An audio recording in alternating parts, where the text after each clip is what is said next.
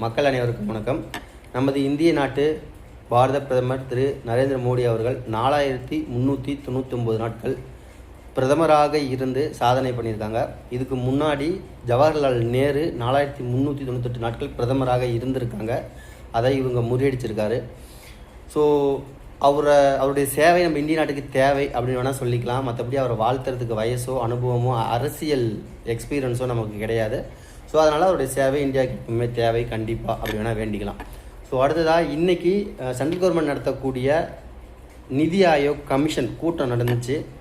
பொதுவாக இந்த நிதி ஆயோக் கமிஷன் கூட்டம்னா என்ன அப்படின்னு சொன்னிங்கன்னா, 2015க்கு முன்னாடி ஒரு 65 வருஷத்துல இருந்தே இந்த கூட்டம் நடக்குது. ஆனால் அந்த 65 வருஷமாக அந்த கூட்டத்துக்கு பேர் என்னன்னு கேட்டிங்கன்னா திட்ட கமிஷன் அப்படின்னு வச்சுருந்தாங்க. 2015 மோடி அவர்கள் ஜனவரி 1ஆம் தேதி நிதி ஆயோக் கமிஷன் அப்படிங்கிற பேரில் இந்த திட்டத்தை ஆரம்பித்தாங்க. அப்படி ஆரம்பித்து 11வது வருஷம் இந்த கூட்டம் நடக்கிறது. இந்த கூட்டத்தில் நம்ம தமிழ்நாட்டு முதலமைச்சர் விஜய் அவர்கள் கலந்துருக்காங்க. ஒரு நல்ல விஷயம்.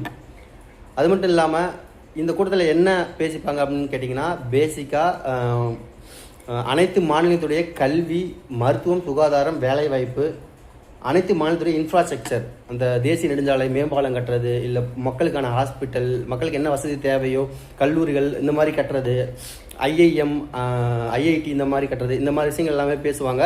ஸோ அதுக்கான கூட்டம் தான் இது.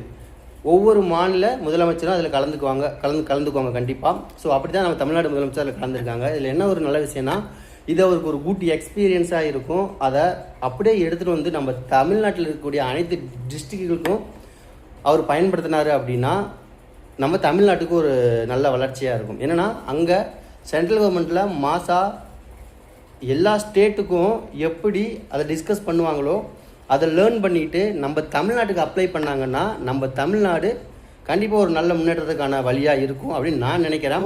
இதுக்கு அடுத்து விஜய் அவர்கள் என்ன தான் குறை சொன்னாலும் ஆட்சியிலிருந்து உடனே யாராலையும் நீக்க முடியாது. சில நல்ல விஷயங்கள் நடக்குது, சில கெட்ட விஷயங்கள் நடக்குது. விமர்சிக்கவும் செய்கிறோம், நல்லதாகவும் பேச செய்கிறோம்.